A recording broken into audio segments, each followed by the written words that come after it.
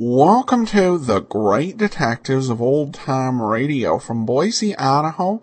This is your host, Adam Graham.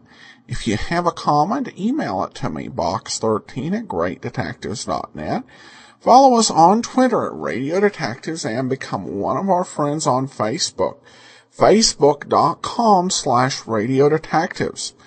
Before we do get started, I want to encourage you, if you've not already, to pick up your copy of All I Needed to Know I Learned from Columbo. In it, we examines the careers and histories of 7 great fictional detectives, including Nero Wolfe, Sherlock Holmes, Columbo, and Monk. And we take a look at life lessons that can be garnered from their careers and histories. It's a fun read, and it is available for the Kindle or Kindle apps, as well as for the iPad and the Nook. And if you have another ebook reader, you can purchase it directly through smashwords.com. Now it's time for today's episode of The Adventures of Frank Race, The Adventure of The Lady in the Dark. The Adventures of Frank Race, starring Paul Dubove, with Tony Barrett as Mark Donovan.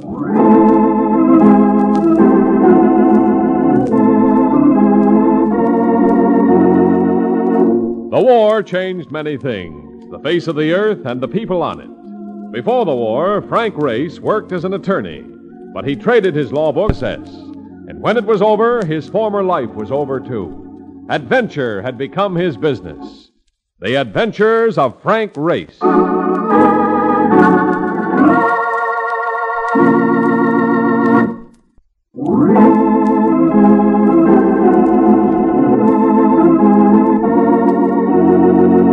And now we join Frank Race for the adventure of The Lady in the Dark.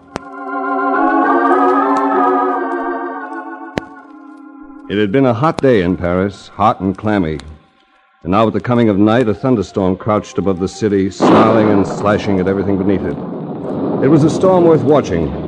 So Mark Donovan and I had satisfied ourselves with the shelter of an awning that covered a sidewalk cafe on Rue Marcadet Poissonnier. Oh, brother, ain't this something?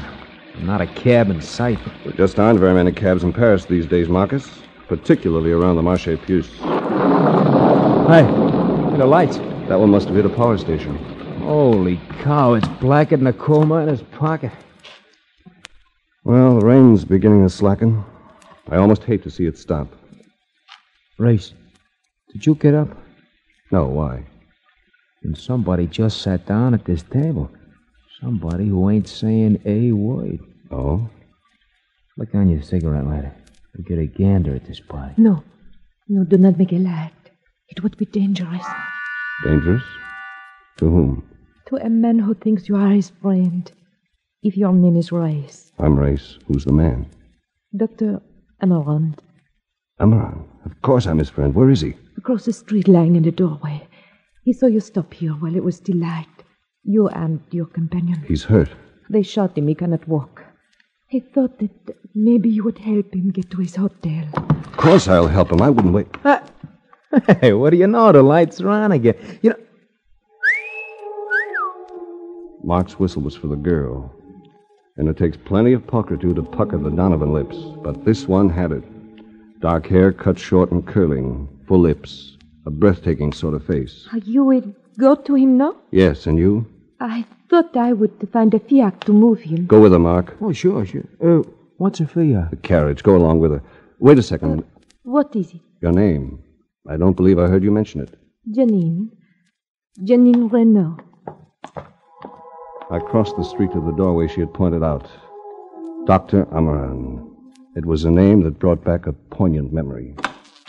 Who is it? It's all right, Amaran. Race? Yes. Race, thank heaven. I thought I knew you when I saw you stop.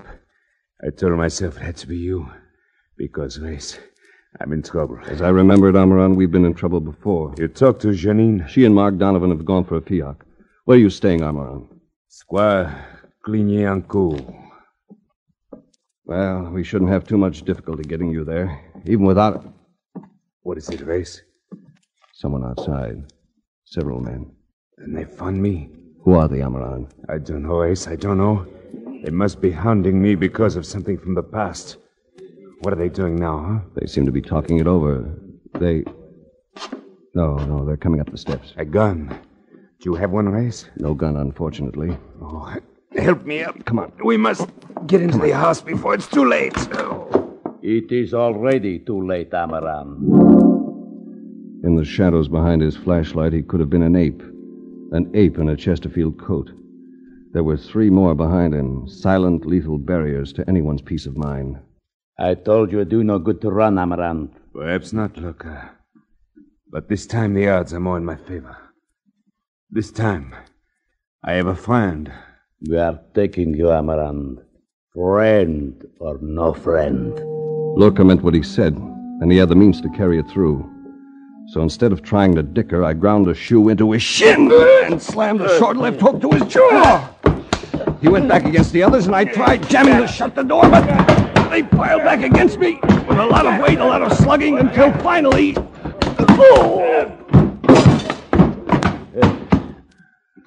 That takes care of him. And now, Amaran, we take care of you.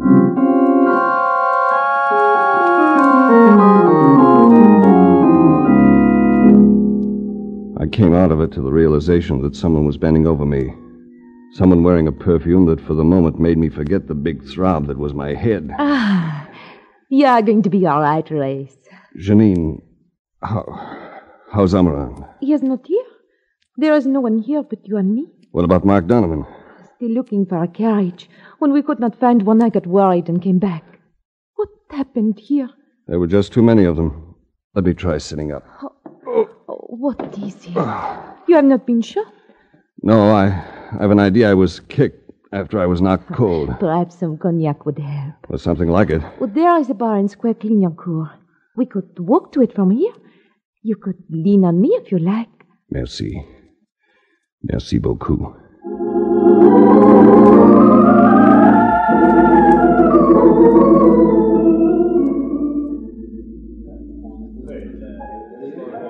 Looking at her across a table in the bar took some of the fog from my brain. And this was not by candlelight, but in the uncompromising glare of an electric bulb right above us. It is good to sit down, no? This is not much of a place. It's very good, Don. I can't even talk straight. It's very good to sit down. I'm quite contented being here. Grace, who is Liesl Kruger? Oh, a beautiful woman. She's no longer alive. Oh, and you are in love with her? Yes. She died trying to help me. What was she like? Lovely and warm, and she was a lot like you. Thank you, Race. What has Amaran been doing? He has a small hospital for the poor. A sort of settlement. He's a wonderful surgeon. He could make a lot of money on the other side of the city, but he would rather spend his time with the poor. How long has he been doing this? Oh, it must be a year now. And you're his... Secretary. Simply his secretary. Amaran told me he lived on this street. You know where? No. I wonder if they'd know him here. Is it important? I have an idea it might be quite important. Then I shall ask for you. She left me and moved to the bar. A slim figure, oblivious of the masculine comment she drew from the crowd. She came back frowning slightly with concentration. Bartender knows him, and so do some of the others. And his lodgings? Number 27, only a few doors away. If you mind, I think I should go there at once. Oh, you are still pale. Perhaps I'd better come with you. We moved toward the door. To get out of the place, you went up a short flight of steps. It was here we were stopped by 2 men, one of whom I recognized as Lurker. You do not seem to know when you had enough. I've had quite enough, Lurker. Don't try to give me any more. Why do you want to know where Amarant lives? Amarant is my friend. So? Well, we know where he lives. We take you there. I prefer to go without you. I said, we take you. He stood 2 steps above me and plainly intended to have his way. So I doubled up, clutched a handful of his Chesterfield, and heaved him down the stairs. I leaned against the wall, spent from the exertion, and his partner lunged for me. But Janine, bless her, threw out a slim, tripping leg, and both of them were down. Come, Race, before they get up.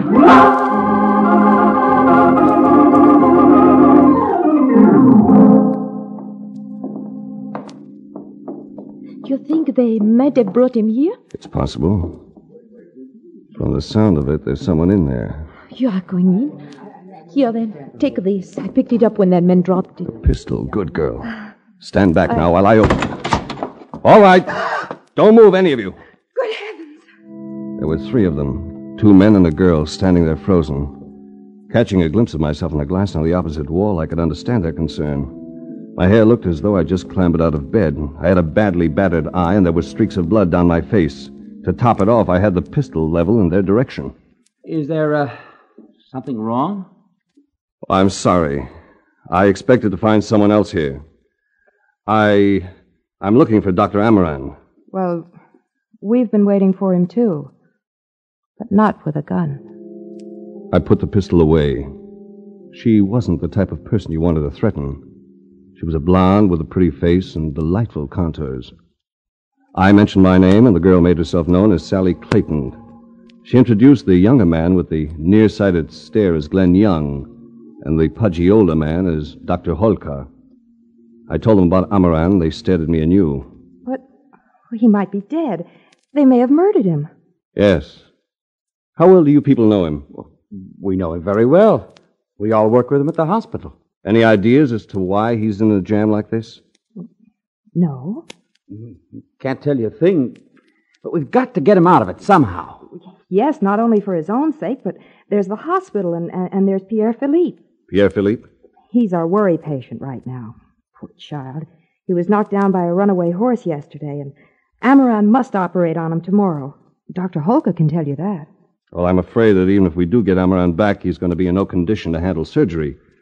Isn't there someone else who can do the job, Dr. Holka? The boy's skull was fractured, a critical injury in the Rolandic area. And there are 3 men besides Amaran who could operate successfully. Michel Fontaine is in the Riviera. Jacques Vissy is ill. And Dr. Boniface. No. Tomorrow is Sunday, and no one can find Dr. Boniface on Sunday. It will have to be Amaran. It will have to be Amaran, or the boy will die.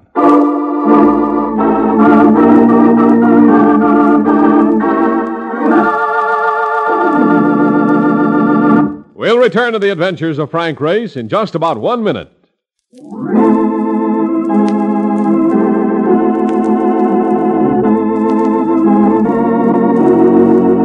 And now we return to the adventures of Frank Race.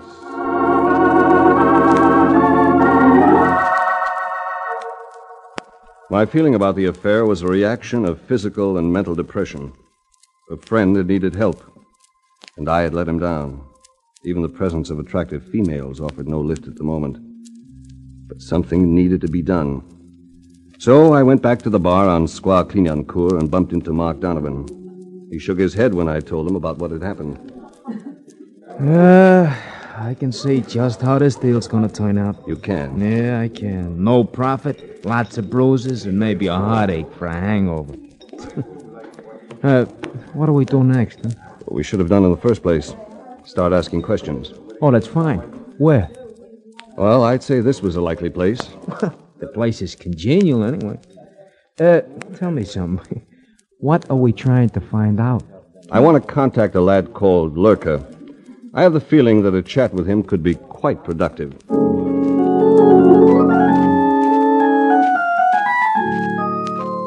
Where liquor flows, tongues are usually free. I got nowhere and took a couple of hours doing it. But Mark became the confidant of a lady of the evening, and as a result, we presently paid a visit to a nearby pension, a hotel exuding an atmosphere that could only have come from decades of dust, flavored, not delicately, by garlic. All right. What is it? Hello, Lurker.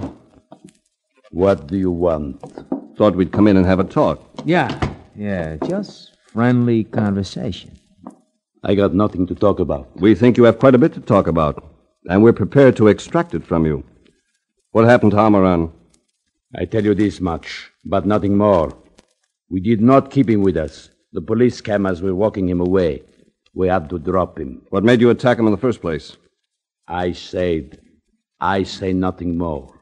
You're going to tell me, and you're going to tell me who you're working for. You have the answers, and I want them as of... Why don't you try asking me, chum?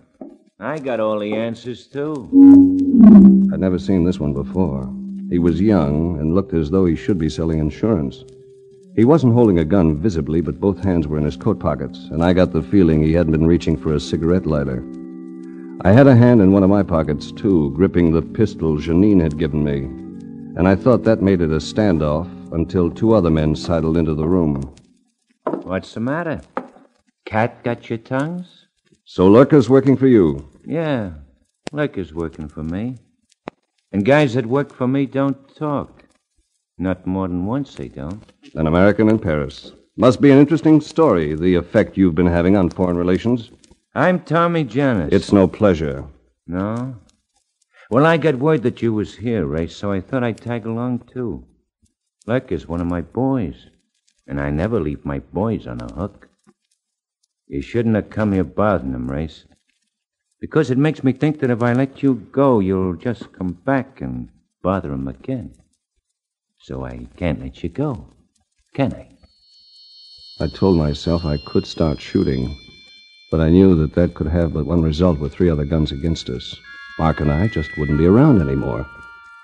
There was only one other out, but knocking off an electric bulb from your coat pocket by feel and nothing else, well...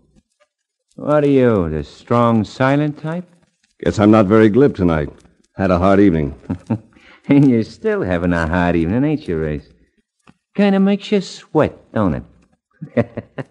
I get kicks out of seeing guys sweat. Yeah, but you're supposed to be a tough boy. And you got beads of this stuff running down your forehead. You misconstrue the significance of my perspiration, Tommy. You're right about my being under a strain. But it isn't for quite the reason that you... What? I'm clear, right? Be right with you. Let's go.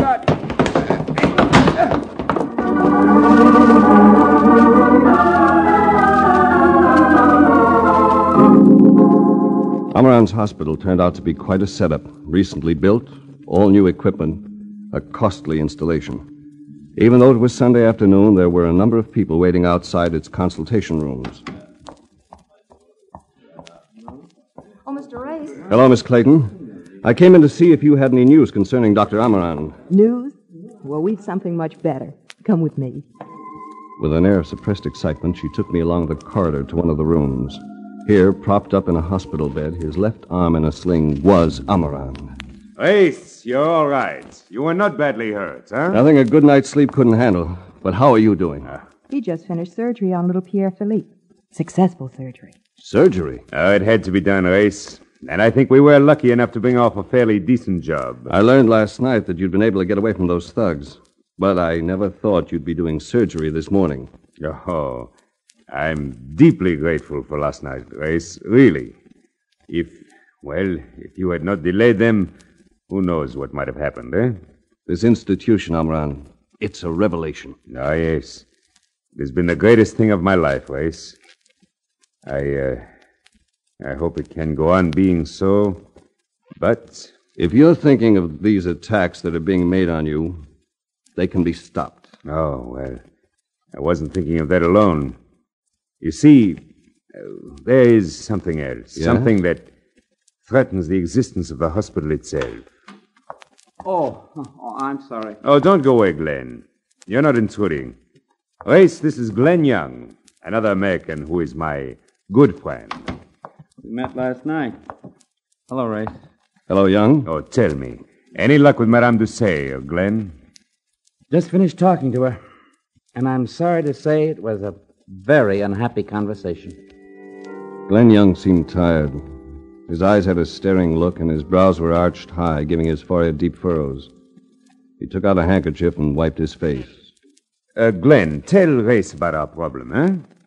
It concerns the settlement race, the hospital. Oh? It was founded for Dr. Amarand and presented to him by a wealthy old lady, Madame de Serres. Since we don't operate on a profit basis, she also foots the cost of maintenance. But she's become upset because of what's been happening to the doctor. How she heard about it, I don't know. Well, there was a reporter at the police bureau when they took me there last night. He probably called her. You see, Race, Madame de Serres is very devout. And she seems to have seized upon the idea that I've gone wrong or something, that I've become involved with underworld characters. So she just indicated that she intends to alter her will, eliminating the trust clause endowing the hospital with permanent maintenance. Which you could see would make it impossible for us to operate more than a few weeks. Tell me, Glenn, how did she sound, eh? Completely adamant? Completely. No. I don't think we've got a prayer. Well, stop thinking about it, Glenn. You've done your share. Go out and relax. I'll try, Doctor. I shall go and see Madame de Serres this evening. Doctor, you can't. You're not well enough. I'll have to be well enough. It cannot wait. Race, if you can make it, I would like you to come with me.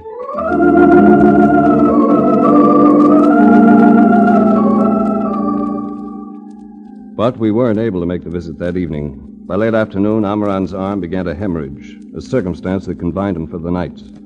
Nevertheless, he appeared at my hotel early next morning, and we reached the de Serres home about 10:30. An ancient-looking mansion had brought to mind the incongruous thought of a Rococo mausoleum. The elderly servant eyed us as though we had come to sack the place. I hesitate to disturb Madame. She has not yet rung for me. This late? I had the idea that Madame de Serres was always an early riser. She is. But this morning she is probably indisposed. But we never disturb her. Well, perhaps you'd better this time. She's a very old lady, Monsieur, you may be right. I shall go to her at once. We were left waiting in the tremendous hall. And it wasn't but a few minutes before a startled wail came from above. I helped Amarand mount the stairs, and we moved into a gigantic bedroom. Oh, Monsieur, something has happened. Something terrible. Madame, she has been strangled. It had been done with a cord. She'd been garroted. The open French windows, the thick vines up the masonry, it was obvious how the killer had entered. The old lady had struggled. Bedclothes were awry, a tray of medicines had been tipped off her nightstand. I picked up 2 or 3 vials, a thermometer, a small rubber plunger, and a hypodermic needle. Monsieur, shall I call the police? I am afraid that there's nothing else to be done.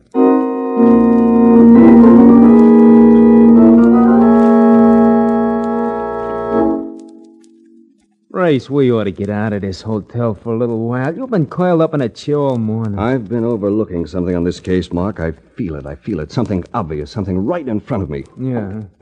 Look, how about this pistol that dame gave you? You want we should keep carrying it? You know something? The gendarmes don't like people toting rods, especially foreigners. Well, hey, how about it? What's that, Mark? Oh, brother, you in a fog. Look, you need a glass or something to pep you up. Glass. That's it, Marcus. Mark, you've given me the key to the whole thing. Yeah, I have? What do you know? Come on, let's get over to the hospital. We were on our way through the lobby when I was tagged for a phone call. It turned out to be Amarand. Race, I think I'm in trouble again. It seems to be the same group. I spotted some of them just outside the hospital. I think they're waiting for me. You're at the hospital now? Yes. I came in the back way through the cellar. I'm calling for my office. I could call the police, but that would solve nothing. No, those boys would just drift away and get back to you later. We'd better take care of it ourselves. I'll be there, Amarand, in a few minutes.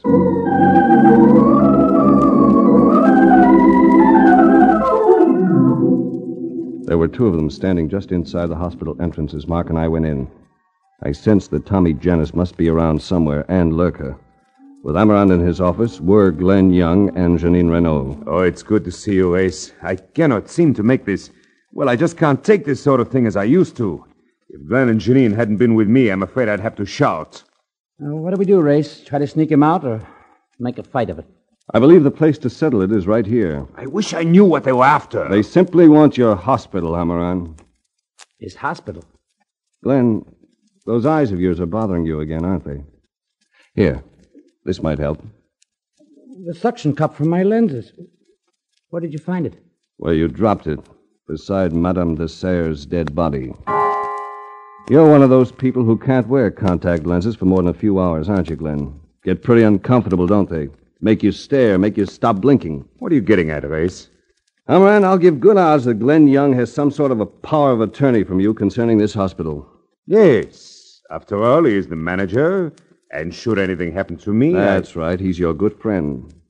He intended to have something happen to you, Doctor. You were all set to be put out of circulation so friend Glenn in a hood by the name of Tommy Janus could take over. Then this wouldn't have been a free clinic any longer, would it, Glenn? And you'd have cleaned up, particularly with Madame de Serres' trust fund taking care of expenses. That's why you murdered her, isn't it, Glenn? Because she told you she was going to cut that off? Tommy, listen, this fella... Don't bother explaining. I heard it all from the other side of the door. Nothing's going to make any difference, Glenn. We just take care of all of them, that's all. We're all going down the hall, people, nice and quiet. Keep your hands away from your pockets, Race, or I'll start blasting right now. Race!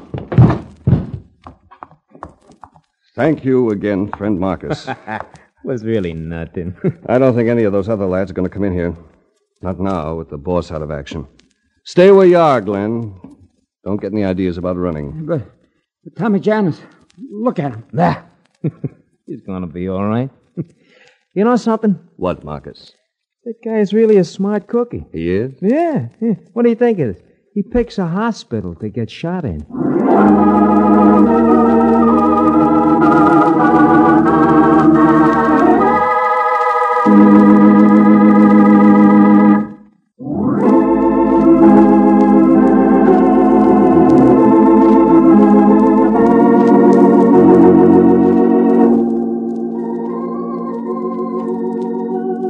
The Adventures of Frank Race, starring Paul Dubove with Tony Barrett as Mark Donovan, comes to you from Hollywood. Others heard in tonight's cast were Gene Bates, Michael Ann Barrett, Gerald Moore, Wilms Herbert, and William Johnstone. This series is written and directed by Buckley Angel and Joel Murcott. The music is composed and played by Ivan Ditmars. Be sure to be with us again this time next week for another dramatic chapter in the Adventures of Frank Race. Art Gilmore speaking. This is a Bruce Elves production.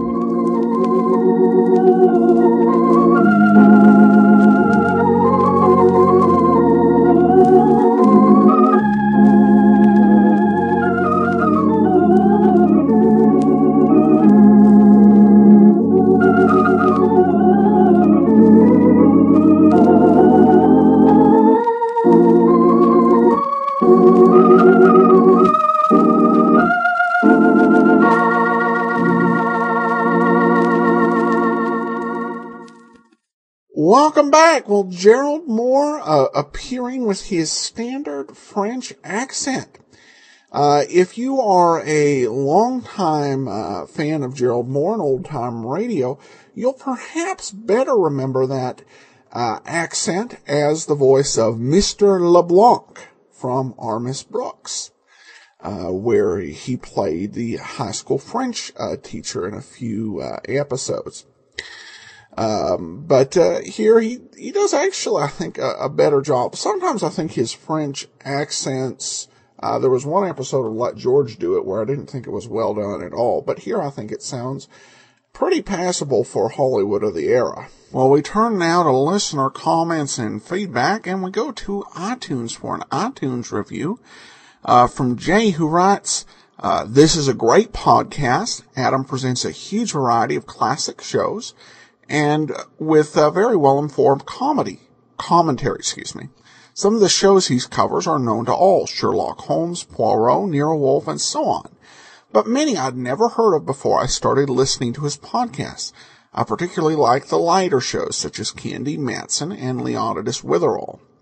My 12-year-old son Thomas listens to them with me. You might expect that as time goes on, the choice of good shows would decline, but Adam's recent selections, such as Frank Race and The Fat Man, are as good or better than those that have gone before. Keep it up, Jay. Well, thanks so much, Jay. And definitely one thing I do try with the show, I didn't try to put all of the best shows right up front. I love every show and that's we do. There are a few old-time radio detective shows that I don't care for. Danger Dr. Danfield stands out from the list. But I've always tried to have a variety of different programs that'll be entertaining to what different listeners want to hear. And if you go to biglist.greatdetectives.net, we have a list of all the shows that we do plan on doing eventually. And I think right now we're at about 50-some shows that are yet to come. And part of that was that there was just such a glut of detective programs. Some of the programs we may only have 2 or 3 episodes. We'll nonetheless do everything we have available. So hopefully we'll keep a good, consistent quality throughout our entire run, and I appreciate your comments. We will be back tomorrow with A Life in Your Hands, and next week be listening for our listener support campaign, which will start a week from today on the adventures of Frank Race. In the meanwhile, send your comments to box13 at greatdetectives.net. Follow us on Twitter at Radio Detectives and become one of our friends on Facebook. Facebook.com/Radio Detectives. From Boise, Idaho, this is your host, Adam Graham, signing off.